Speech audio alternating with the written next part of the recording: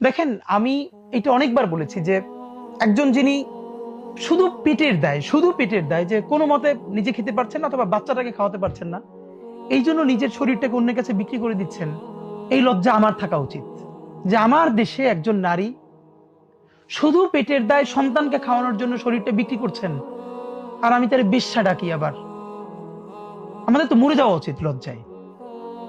যে অন্য কোনো কারণে পতিতাবৃত্তি করে তার তো পক্ষে আর কোনো কারণ নাই, কিন্তু এমন অনেক মানুষ আছে, আপনি রাতে বের হয়ে দেখেন বাচ্চার মুখে খাবার দিতে পারেন।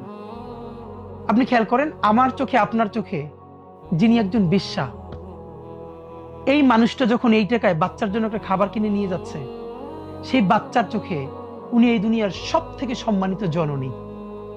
একজন নারীকে দুটো চোখে, একজন তার কাছে জননী আর আমার চোখে বেশ্যা। একটা বিশ্বাস করেন, ন্যূনতম বৈষম্যহীন ইনসাফের